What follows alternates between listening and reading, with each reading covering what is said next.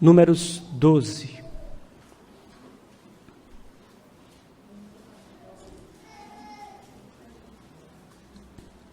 Leitura dos versículos 1 ao versículo 16. A sedição de Miriam e Arão. Falaram Miriam e Arão contra Moisés por causa da mulher cuxita que tomara, pois tinha tomado a mulher cuxita. E disseram: porventura tem falado o Senhor somente por Moisés? Não tem falado também por nós? O Senhor o ouviu. Era o varão Moisés muito manso, mais do que todos os homens que havia sobre a terra. Logo o Senhor disse a Moisés e a Arão e a Miriam: vós três, saí à tenda da congregação. E saíram eles três. Então o Senhor desceu na coluna de nuvem e se pôs à porta da tenda. Depois chamou a Arão e a Miriam, e eles se apresentaram. Então disse: ouvi agora as minhas palavras. Se entre vós há profeta, eu, o Senhor, em visão a ele me faço conhecer, ou falo com ele em sonhos.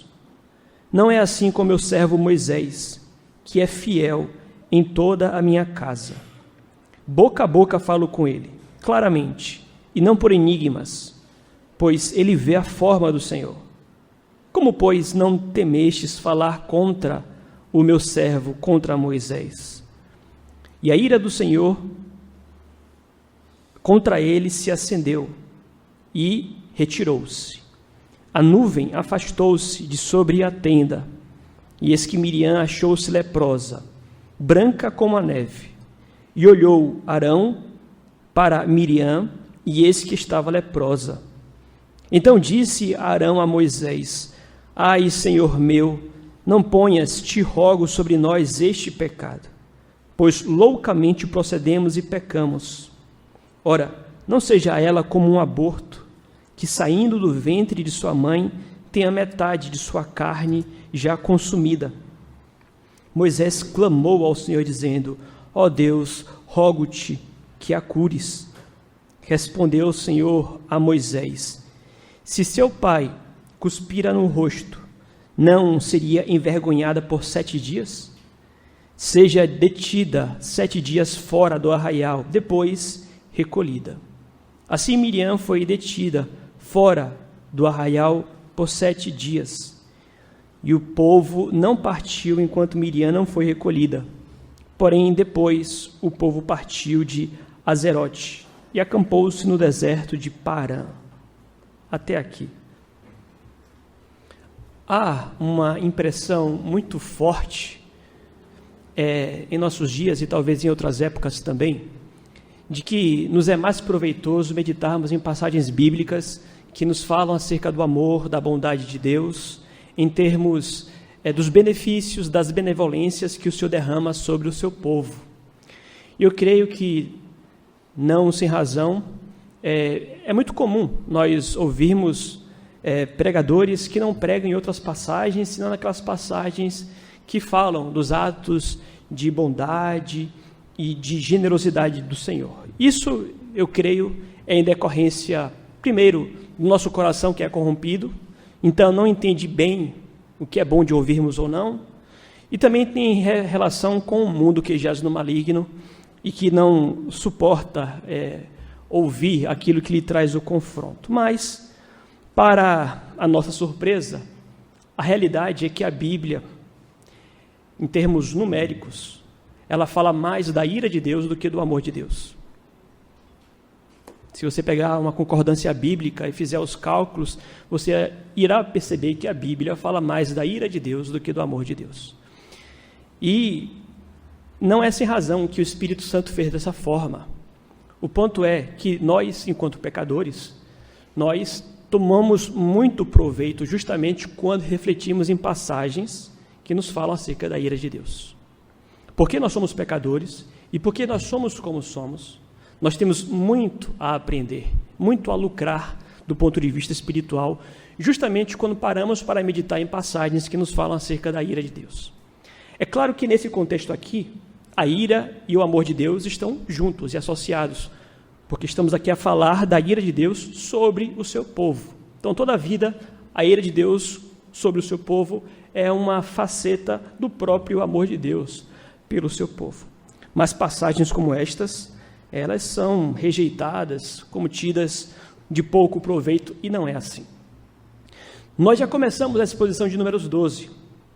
Nós falamos aqui, tomamos essa passagem em seu início para tratar dois temas.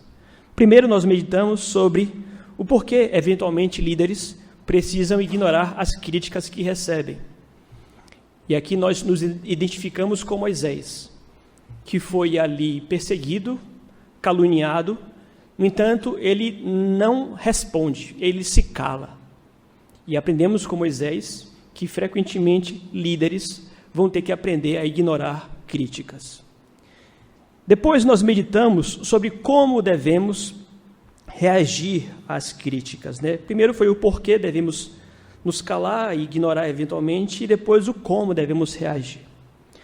Mas, concluindo a exposição desta passagem, ainda há um tema aqui de proveito para as nossas vidas.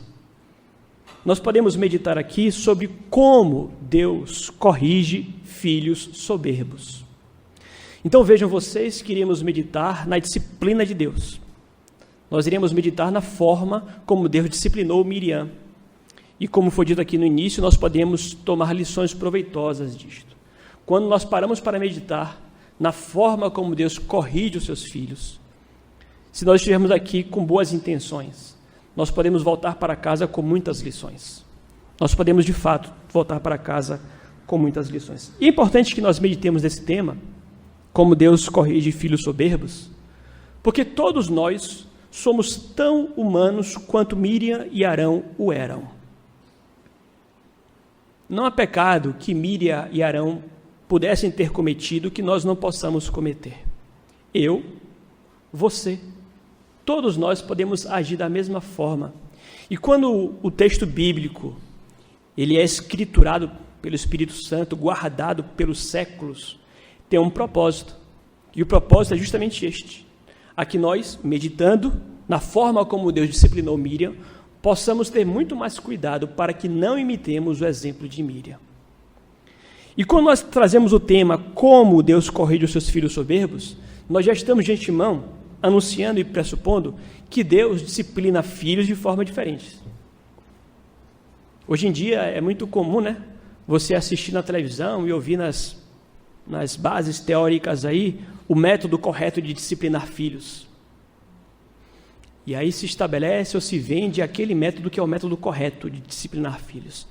Mas vejam, no que diz respeito à correção paterna em casa, no que diz respeito à correção divina, o fato é que filhos são diferentes, as circunstâncias são diferentes, de modo que a disciplina ela vai variar.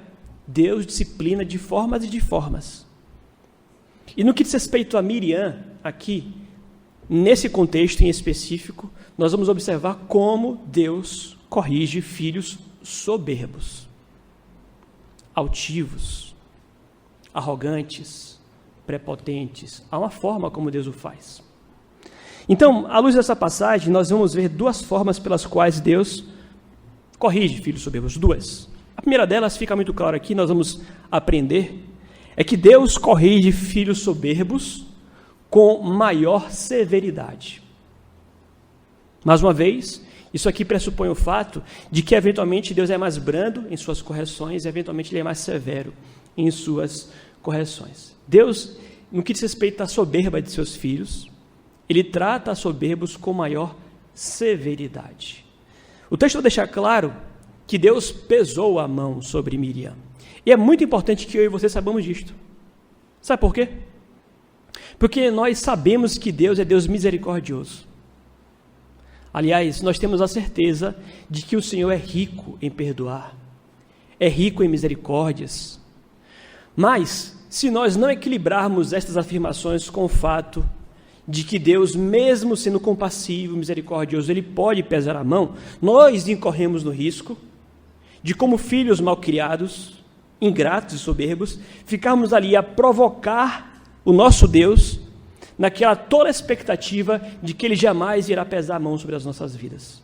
E o ponto é, a Bíblia ensina que Deus eventualmente pode, sim, e frequentemente o faz, ele pesa a mão sobre os seus filhos. O que eu quero dizer com isso é que Deus ele pode, sim, pesar a mão e pesar para valer. Sabe, quando estamos, por exemplo, a tratar dos nossos filhos, nós vamos contemplar casos e situações de crianças que parecem realmente abusar da paciência do pai, provocar. Parece que testam para ver qual é o limite do pai e da mãe, até onde vai. E talvez pela paciência e pela bondade do pai, a criança ela vá longe nessa provocação. E é muito importante que nós entendamos que, infelizmente, em relação ao nosso Pai Celestial, nós frequentemente podemos nos comportar da mesma forma, abusar da paciência de Deus, abusar da sua bondade na expectativa de que Ele jamais irá pesar demais a mão sobre nós, mas Ele pesa. Vamos lá, versículo 9 e 10, vamos chegar aonde eu quero mostrar.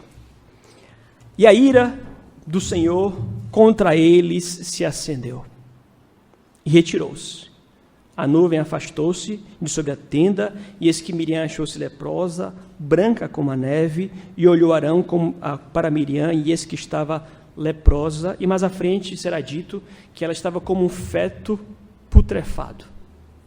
A aparência dela era como um feto putrefado, um aborto cuja pele já estava sendo corrompida ou comida por vermes. A imagem mais ou menos era esta. Mas vamos lá, por partes, né? Primeiro nós vimos que Deus ele chama os três à tenda, e ali o que Deus faz como juiz é declarar a culpa de Miriam e de Arão. Deus pronunciou a culpa deles. E o que se segue logo após a pronúncia da culpa? A sentença. O que nós vamos observar aqui é que já a partir do versículo 9, depois que Deus declarou a culpa deles, Deus já impõe sobre eles a sentença. E essa sentença ela vem acompanhada aqui do versículo 9, que já nos chama a atenção. O versículo 9 nos diz que a sentença ela veio com a ira de Deus e com Deus retirando-se do meio deles. O que já nos mostra que nesta passagem, neste contexto, sim, Deus está corrigindo Miriam com raiva. Porque, vejam, obviamente, poderia não haver aqui nesta passagem esta frase que diz que a ira do Senhor se acendeu contra eles. Por que será? E aqui nós podemos imaginar que algo visível aconteceu, talvez relâmpagos, talvez o céu tenha mudado de cor, mas por que será que a Bíblia fez questão de dizer que a ira de Deus se acendeu? Para mostrar que estava para vir ali uma correção mais severa. Hoje em dia, aqui entre parênteses mais uma vez, né, nos é dito pela pedagogia moderna, antibíblica, de que pais jamais devem disciplinar os seus filhos com raiva. É claro que os pais têm que ter cuidado para não agir com covardia. Somos frágeis. O ser humano é tão frágil que ele pode morrer com um golpe. O pai, obviamente, ele pode matar uma criança com um golpe só. Mas isso não quer dizer que pais não podem disciplinar os seus filhos com raiva. É só um parênteses. É só um parênteses, porque como nós vimos, a lei do Senhor é perfeita e restaura a alma. A pedagogia antibíblica moderna não está em harmonia com o que diz a palavra de Deus. É só um parênteses. Mas Deus corrigiu Miriam com raiva. Diz-nos a passagem, e a passagem fez questão de esclarecer isto. Miriam é corrigida com raiva por Deus. E diz o texto que logo após isso Deus retira-se. Curioso também, né? O que o texto quer dizer com Deus retirou-se? É como quem diz assim, olha, eu não quero ouvir as desculpas de vocês, até porque Deus não precisa ouvir as desculpas deles. Deus retirou-se, o que é sinal de juízo também. Ai de nós, quando Deus decide retirar-se do nosso meio. E somos nós que afastamos Deus do nosso meio, com os nossos pecados. Mas qual é o ponto aqui? O ponto é que Deus, ele parte ali para a sentença, ele está com raiva, ele castiga Miriam em especial, ele retira-se do meio deles. E nós sabemos que Miriam foi o alvo de Deus, não por outra razão, mas porque certamente Miriam foi a cabeça, foi a líder daquele movimento. Arão era o mais velho, mas tudo indica que Miriam, ela tomou a frente daquela tentativa de reclamar o direito de ser como Moisés ali no arraial. Ela foi castigada. E qual foi o castigo que Deus impôs a Miriam? Lepra. Aqui nós sabemos que a lepra bíblica é diferente da hanseníase. Hanseníase é como se conhece a lepra hoje. Não é hanseníase aqui. A lepra, naquele contexto, mostra-nos de passagens ou situações em que o corpo da pessoa ficava coberto de manchas e a pele descamando. E nós percebemos aqui que, de fato, a mão de Deus pesou sobre Miriam a partir das palavras de Arão. Versículo 12. Ora, não seja ela como um aborto, que saindo do ventre de sua mãe tem a metade de sua carne já consumida. Arão ficou chocado com a situação. Nós vimos aqui como Deus disciplinou a Uzias. Foi lepra na testa. Era lepra, já era o suficiente para que Uzias fosse expulso do arraial. Mas Miriam não foi apenas uma lepra na testa. O texto vai dizer que Miriam ficou com o aspecto de um feto que nasceu com metade do seu corpo apodrecido, comido por vermes. A imagem aqui realmente é chocante. Deus pesou a mão sobre Miriam. Eu não queria estar no lugar de Miriam naquele momento, nem você, obviamente. Mas vejam o que Deus fez com ela, o que Deus pode fazer comigo e com você. Nos impor uma enfermidade dessa natureza. Não qualquer enfermidade. Algo terrível. Algo terrível.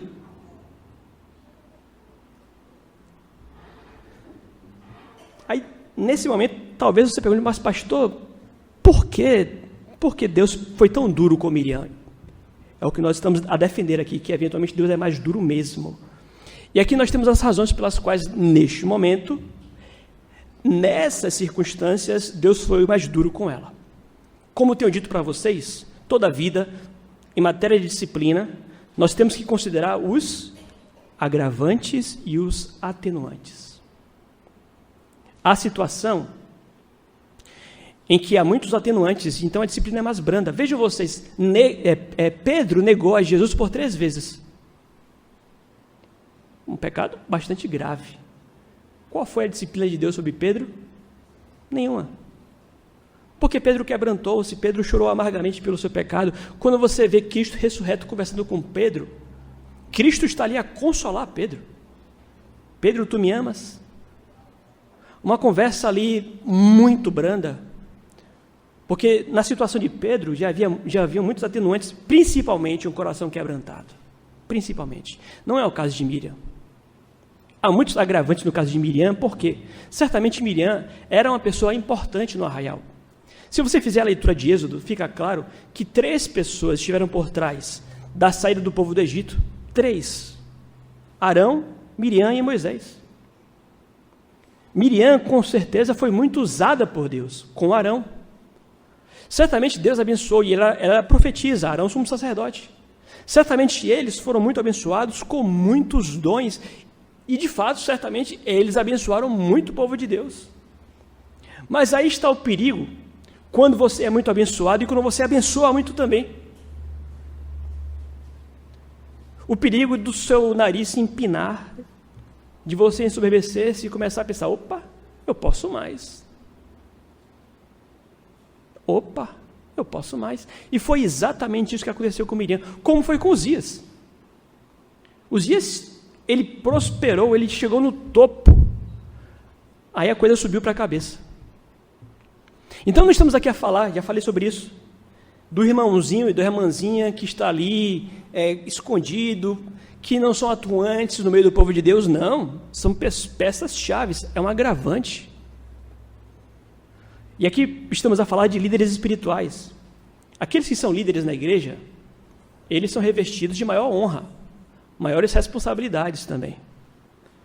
Então o ponto é, Miriam e Arão tinham um lugar importante ali, é um agravante, eram líderes agravantes. Vocês vão lembrar do contexto. O que nós encontramos nos capítulos 11 e 10? Nós vamos ver ali o povo querendo fazer um motim também contra Moisés porque queriam carne. O povo já estava inclinado no deserto a rebelar-se. E, aliás, já falei para você sobre isso. Todos nós somos rebeldes pela corrupção do pecado. Já nascemos assim, herdamos isso de Adão. Adão se rebelou.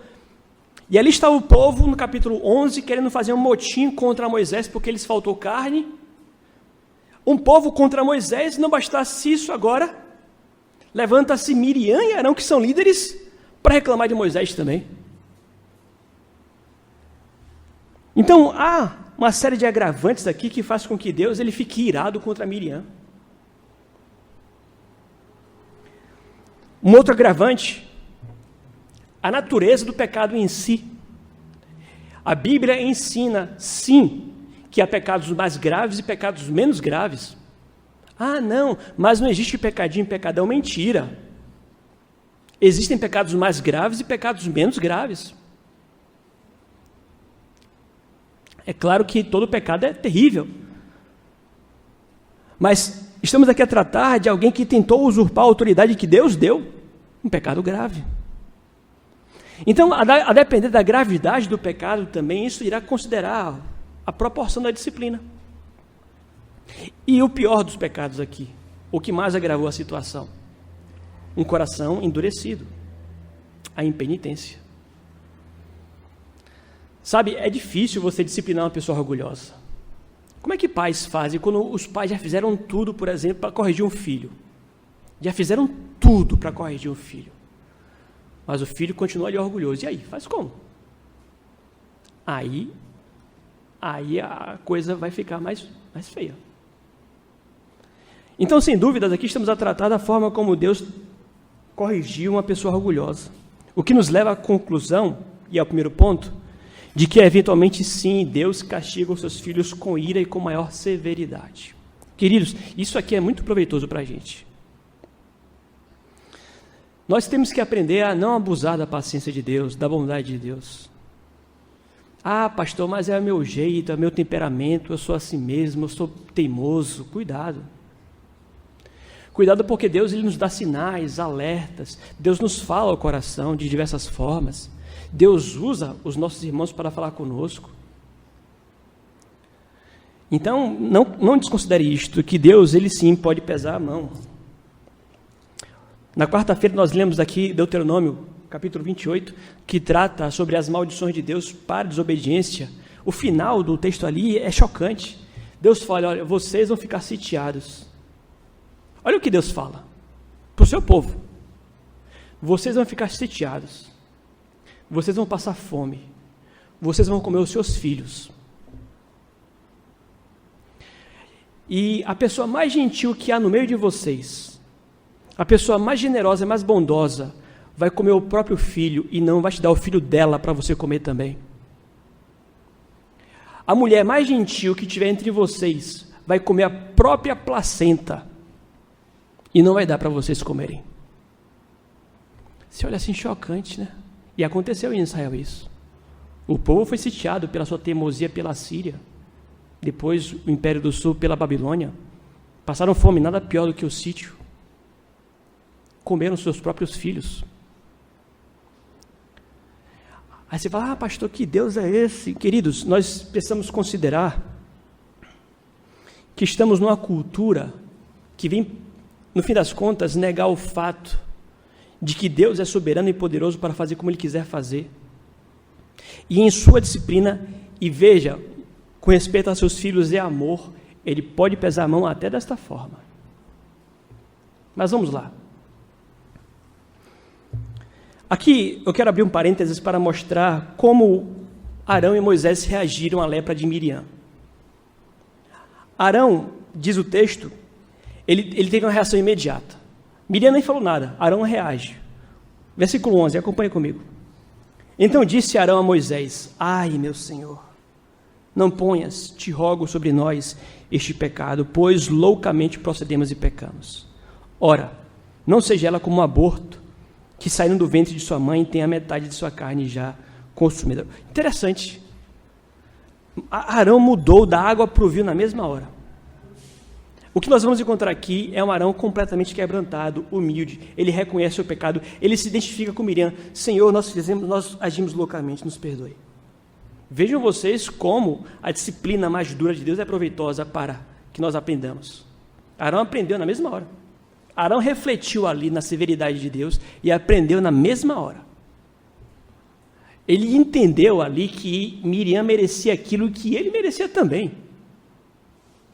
Na mesma hora ele aprendeu, ele reconheceu o seu erro, ele se arrependeu. Aquele Arão altivo e soberbo já é um outro Arão agora. Vejam vocês o valor da disciplina. E é interessante a forma como Arão confessa. Arão, ele não coloca panos quentes, como nós costumamos fazer. Ele não coloca aí desculpas, mas eu pequei porque eu pequei mais. Não tem nenhum advérbio do tipo mais aqui. Aqui você está diante de uma confissão sincera de pecado. E é por isso que nós temos que desconfiar das confissões de pecado. Eu ouço muitas confissões, mas quando tem um mais no meio... eu pequei mais. Mais. Aqui não tem nenhum mais. Pequei, eu fui louco, maluco. Onde é que eu estava com a cabeça? E aí ele tem uma nova postura em relação ao próprio Moisés. Interessante também. Lembre-se, eram 3 irmãos. Arão, Miriam e Moisés. Arão era o mais velho, Miriam do meio, Moisés era o mais novo. Mas quem era o líder? O mais novo. Agora, um Arão quebrantado, como é que ele chama o seu irmão mais novo? Senhor. Meu Senhor. Então, ele se dobra à autoridade de Moisés e o chama de Senhor, de forma muito mais respeitosa, como ele reconhece. Aqui só um parênteses também para falar de títulos. Há uma dica, né? Veja, naturalmente os líderes, eles não se importam em ser chamados pelo título. Presbítero, pastor, senhor, claro que não. Mas é muito bom quando aqueles que estão sob autoridade se reportam a esses que foram revestidos com autoridade pelo próprio Deus, pelo título de pastor, presbíteros, senhor. O filho que fala de forma respeitosa com o pai. Eu já percebi que aqui na igreja tivemos entre nós pessoas que me chamavam pelo nome Jean. Não tem problemas. Porque eu percebia que, apesar de me chamar de Jean, respeitavam-me como pastor. Mas já havia outras pessoas que, com o passar do tempo, eu percebia que o Jean carregava consigo também a falta de respeito em relação à autoridade que Deus havia me dado. É um exemplo. Fechei o parênteses. Senhor.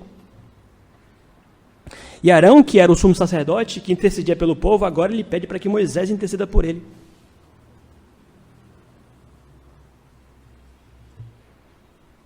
Arão está apavorado. E aqui uma questão interessante na criação de filhos também. Vejam. O medo do castigo disciplina também. É suficiente, inclusive. Isso aqui é pedagogia. Não a pedagogia moderna, a pedagogia bíblica. E a experiência comprova isto. O pastor Heber Campos, ele ensina que pais devem disciplinar os seus filhos com vara, não com a mão. A mão é instrumento de Deus para que nós façamos carinho nos filhos, para que nós possamos dar amor para os filhos. A vara é instrumento de disciplina. E ele dá o exemplo dele, na criação do filho dele. Ele diz que poucas vezes ele precisou disciplinar o filho dele com vara. Poucas vezes. Porque depois da primeira ou da segunda vez, a simples ameaça da vara era o suficiente. O medo do castigo, disciplina. Então, Arão aprendeu com medo do castigo. E nós devemos aprender também com medo do castigo. Moisés, ele intercede por Miriam. Interessante porque, neste momento, Moisés, ele poderia também se afastar, vamos dizer, ela mereceu, né? Mas como é que Moisés reage? Moisés, ele ora pela sua irmã. E se você for aqui no texto original, há 2 partículas de súplica aqui. A ideia aqui é a seguinte: Moisés, ele orou para valer por Miriam. Não foi uma oração, Senhor, perdoa. Não. Moisés, ele rogou, ele suplicou, Senhor, perdoa.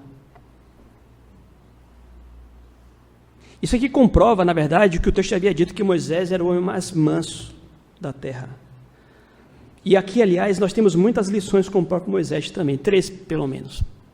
A primeira, obviamente, é de que nós devemos aprender a perdoar. Perdoa.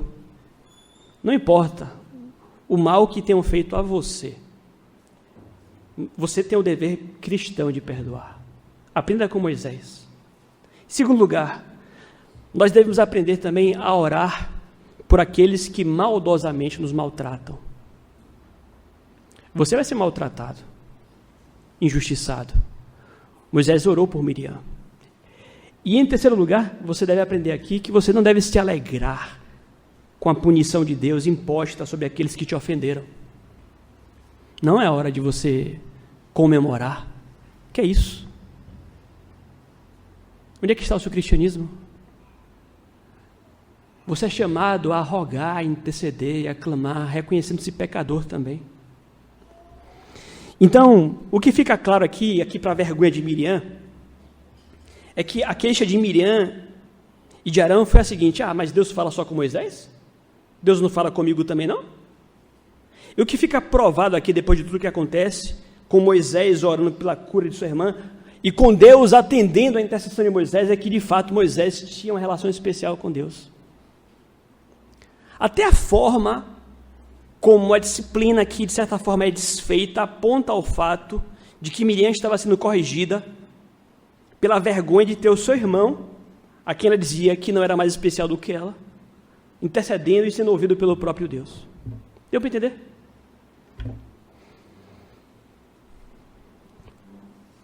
E aqui eu já falei um pouco sobre isso.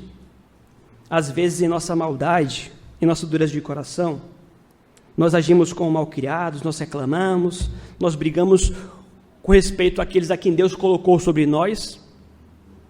Mas quando estamos padecendo debaixo do castigo de Deus, nós vamos recorrer a quem? A essas pessoas a quem Deus colocou sobre nós. E pedimos oração: ore por nós, ore por mim. É só um parênteses também. Por fim, há uma segunda forma como Deus corrige Miriam. Nós vimos Deus corrige pessoas soberbas com maior severidade, mas há uma segunda forma. Deus também corrige filhos soberbos, envergonhando-os. Versículo 14, acompanha comigo. Respondeu o Senhor a Moisés: se seu pai lhe cuspira no rosto, não seria envergonhada por 7 dias? Seja detida 7 dias fora do arraial e depois recolhida. Interessante, porque apesar da cura, Deus atende o clamor de Moisés. O que Deus impõe a Miriam? Ela iria ficar 7 dias fora do arraial. E por que será que Deus excluiu Miriam por 7 dias do arraial? Há uma razão muito clara aqui. Para que o seu castigo pudesse ser visto por todos. O castigo poderia ser privativo, poderia ser uma coisa que ninguém tomasse conhecimento, ninguém soubesse de nada. Miriam poderia chorar sozinha. Mas Deus quis que, apesar da lepra e da cura da lepra, que ela fosse exposta em seu pecado durante 7 dias. Que todos soubessem o que estava acontecendo com Miriam. E, obviamente, o que essa exclusão do acampamento causaria a Miriam? Uma grande vergonha. Há aqui mais uma vez uma ironia, porque Miriam queria ser líder no arraial. E para quem queria ser líder no arraial, o castigo dela qual é? Fora do arraial. 7 dias fora do arraial. E o próprio Deus explica, né? Deus compara aqui esse castigo. Se o pai tivesse cuspido no rosto dela, ela não ficaria envergonhada? Qual é o ponto aqui? Se o pai chegasse ao ponto de cuspir na cara dela, é porque realmente ela teria motivos para ter vergonha do que ela fez. Mais uma vez, eu chamo a atenção à própria ilustração que Deus traz aqui, quando fala do castigo que impõe à sua filha. Um pai cuspindo no rosto? Que é isso, Deus? Um pai cuspindo no rosto do filho? Isso aqui é violência doméstica. Isso aqui é abuso, é autoridade. Veja como são questões culturais que extrapolam o que a Bíblia ensina. Hoje, o que nós temos visto são filhos que não obedecem aos seus pais.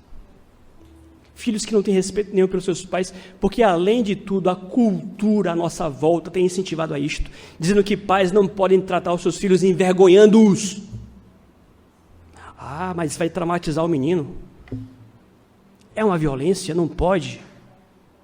É um parêntese aqui para mostrar para vocês que a pedagogia bíblica, meus amados, nada tem a ver com esta que contradiz o que a Bíblia ensina.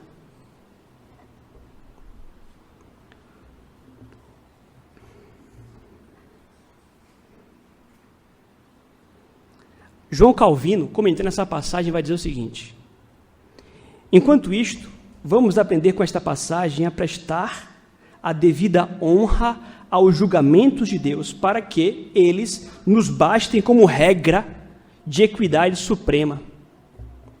Pois se tal poder sobre os seus filhos é conferido a pais terrenos, de modo que eles possam envergonhá-los quando quiserem, quanto mais reverência é devida ao nosso Pai Celestial, quando Ele nos marca com qualquer marca de desgraça. Em outras palavras, pais podem envergonhar os seus filhos? Podem. Deus pode? Mas é óbvio que pode. Ah, mas eu acho que esse Deus aqui tem sido um Deus, como é a palavra da moda hoje? Opressor. Ah, mas esse aqui é um Deus opressor, porque um Deus que envergonha os seus filhos é um Deus opressor. É a palavra da moda, né? Não, não é opressor, isso aqui não é opressão, isso aqui se chama santificação. É Deus tratando com um filho soberbo e altivo. E, aliás, há aqui 3 razões pelas quais a vergonha, ela era necessária sobre Miriam aqui. 3 razões. Primeira, porque a vergonha pode produzir uma aversão ao pecado. Com isso eu quero dizer que a vergonha ensina. Poucas coisas têm um poder tão santificador sobre um coração orgulhoso do que a vergonha. Quando você, em seu orgulho, é envergonhado em seu pecado, você aprende. Você não volta a cometer aquele pecado. Você aprende. Então, não estamos aqui a falar de opressão, estamos aqui a falar de santificação. A vergonha santifica. Para além de qualquer dúvida. Muito mais um coração orgulhoso. Mas a segunda razão pela qual Deus envergonhou Miriam, a vergonha é o castigo apropriado para a altivez e para o orgulho. Você vai lembrar das palavras do Senhor Jesus? Todo aquele que a si mesmo se exaltar, será humilhado.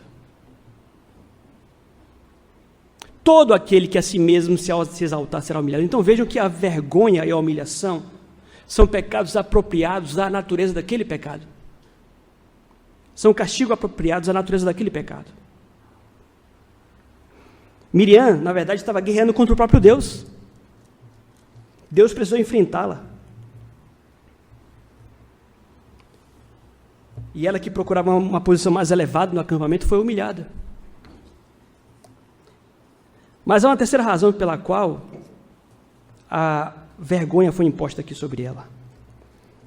A vergonha pública ensina aos demais sobre um pecado público. E aqui, mais uma vez, mais uma passagem que corrobora os princípios de que o pecado privativo é tratado privativamente. Pecados públicos são tratados publicamente. Nós lemos aqui em Timóteo: quanto aos demais que vivem no pecado, repreende-os na presença de todos, para que também os demais temam. Mais uma vez, é algo, repito, que contradita completamente o politicamente correto, a pedagogia moderna, antibíblica, que vai dizer, corrija sempre em particular, elogie em público. E às vezes dá trabalho nós assimilarmos os conceitos bíblicos, dada a pressão que nós sofremos. Qual é o ponto aqui? Já havia ali um povo predisposto à rebelião. Já havia ali um povo duro de coração, predisposto a um motim contra Moisés, aí vem Miriam e Arão e fazem isto. Então a disciplina pública sobre Miriam é um excelente fator didático em relação ao povo, para que o povo não faça motim. Sem dúvidas, Deus quis ensinar ao povo que cada um se limitasse aos seus próprios limites. Então vejam, meus amados, como nós aprendemos que Deus ele corrige de diversas formas. No que diz respeito à soberba, com maior severidade e com a vergonha pública.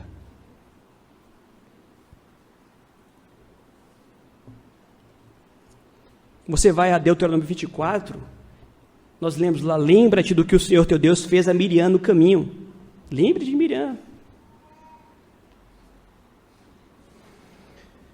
Então é importante, meus amados, nós refletirmos da forma como Deus age, principalmente, para que nós aprendamos aqui nesse contexto a nutrir um coração mais humilde. Por fim, o texto vai dizer que o povo esperou a Miriam, né?